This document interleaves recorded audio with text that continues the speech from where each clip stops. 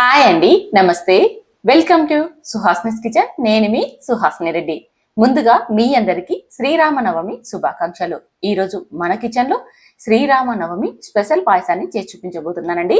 దీనికోసం స్టవ్ మీద ప్యాన్ పెట్టుకొని అందులోకి 1 కప్పు పెసరపప్పును వేసుకోవాలి. 1/2 కప్పు సగ్గుబియ్యం వేసి లో ఫ్లేమ్ లో మంచి వాసన వచ్చేంత వరకు వేయించాలి. నాకైతే 10 నిమిషాలు టైం పట్టిందండి ఇవి మంచిగా వేగడానికి.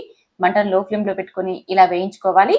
వేయించిన వీటిని మనం ఏ బౌల్లో అయితే ఈ పాయసాన్ని తయారు చేసుకుంటున్నామో అదే బౌల్లోకి వేసుకోవాలి. ఈ గిన్నె అనేది కాస్త మందంగా ఉందనుకోండి, పాయసం చేసుకునేటప్పుడు మనకి అడుగంటకుండా ఉంటుంది. పెసరపప్పును అలాగే సగ్గుబియ్యాన్ని 3-4 సార్లు శుభ్రంగా కడిగాక ఇప్పుడు ఇందులోకి ఏ కప్పు అయితే పెసరపప్పు తీసుకున్నామో అదే కప్పుతో 6 కప్పుల నీళ్ళని వేసేసుకోవాలి. తర్వాత స్టవ్ మీద ఉంచి మంటని లో ఫ్లేమ్లోకి మీడియం ఫ్లేమ్లోకి అడ్జస్ట్ చేసుకుంటూ పప్పును మెత్తగా ఇంతవరకు ఉడికించుకోవాలి. ఇలా ఉడుకుతున్నప్పుడు మధ్య మధ్యలో కలుపుతూ అలాగే పైన నురగ వచ్చింది కదా, ఈ నురగను తీసేసుకుంటూ మనం ఉడికించుకోవాలి. పప్పు ఉడికేలోపు మరొక పక్కన ఒక గిన్నె తీసుకొని అందులోకి 2 కప్పుల బెల్లం తురుము తీసుకొని 1 కప్పు నీళ్ళని వేసి ఈ బెల్లాన్ని కలుపుతూ ఉడికించుకోవాలి. బెల్లం పాకక్కర్లేదండి, మనకు బాగా కరిగి ఉడికితే చాలు. 6 కప్పుల నీళ్లు మనం పెసరపప్పులోకి వేసాం, 1 కప్పు నీళ్లు బెల్లం తురుములోకి వేసేసాం. ఇలా బెల్లాన్ని అంతా చూడండి ఈ విధంగా కరిగించి పక్కన ఉంచేసేసుకోండి. ఈలోపు చూడండి పప్పు చక్కగా ఉడికిపోయింది. ఇలా పప్పును మీరు కావాలంటే ఇలా బౌల్లో ఉడికించుకోవచ్చు. లేదనుకోండి ప్రెషర్ కుక్కర్లోకి వేసి 2 విజిల్స్ పెట్టారంటే మనకి పప్పు చక్కగా ఉడికిపోతుంది. మీకు టైం సేవ్ అవ్వాలి అనుకుంటే ప్రెషర్ కుక్కర్లో 2 విజిల్స్ పెట్టండి, తొందరగా ఉడికిపోతుంది. చూడండి పప్పు మెత్తగా ఉడికిపోయింది. అలాగే సగ్గు బియ్యం కూడా ట్రాన్స్పరెంట్గా అయిపోయాయి కదా. సో ఇప్పుడు మనకి మెత్తగా ఉడికిపోయింది. కాస్త గరిటతో మెత్తగా చేయండి. ఇలా మెత్తగా చేయడం వల్ల పాయసం అనేది చిక్కగా రుచిగా వస్తుంది.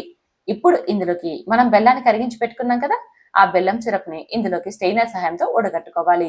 అలా ఉడగట్టడం వల్ల చెత్త కానీ ఇసుక కానీ ఏమైనా ఉంటే స్టెయినర్ లో ఉండిపోతుంది. ఇలా ఉడగట్టేసేసి ఇదంతా కలుపుతూ మరొక 5 నిమిషాలు ఉడికించాలి.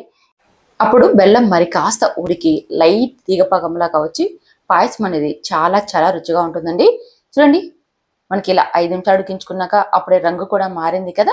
ఇప్పుడు స్టవ్ మీద నుంచి దించేసేసి మరొక 5 నిమిషాలు పక్కన ఉంచుకున్నామంటే ఇది చల్లబడిపోతుంది. చూడండి మీగడ కూడా వచ్చింది కదా, అంటే ఇది మనకి పూర్తిగా చల్లబడింది. లేదా లైట్ గా గోరువెచ్చగా ఉన్నా పర్వాలేదండి. అప్పుడు మనం ఇందులోకి చిక్కటి పాలను యాడ్ చేయాలి. ఇలా వేడిగా ఉన్నప్పుడు అంటే బెల్లం వేసాక వేడిగా ఉన్నప్పుడే పాలు పోసామంటే పెరిగిపోతుంది. అందుకని ఇది గోరువెచ్చగా అయినప్పుడు ఇందులోకి పాలను వేసేసుకోవాలి. 3 కప్పుల పాలను నేను చిక్కని పాలు మరిగించి వేసానండి. మీరు కావాలంటే సగం నీళ్లు సగం పాలైనా తీసేసుకోవచ్చు. లేదా నేను వేసినట్టుగా 3 కప్పుల పాలు 7 కప్పుల నీళ్లు తీసుకున్నా సరిపోతుంది. మీ రుచికి తగ్గట్టుగా వేసేసుకోండి. తర్వాత మన దగ్గర ఉన్న డ్రై ఫ్రూట్స్ అన్ని వేయండి. అలాగే కొబ్బరి ముక్కలను కూడా వేసేసుకొని కొద్దిగా నెయ్యి వేసి వీటన్నిటిని మంచిగా వేయించేసేసుకొని ఇందులోకి వేసుకోవాలి. అలాగే కచ్చాపచ్చగా దంచిన 5-6 ఇలాచీని కూడా ఇందులోకి వేసేసుకోవాలి. ఇలా వేసేసి ఇదంతా కలిపి సర్వ్ చేసేసుకోవడమే. వేడిగా తిన్నా లేదా చల్లబడ్డాక తిన్నా సరే చాలా చాలా రుచిగా ఉంటుంది.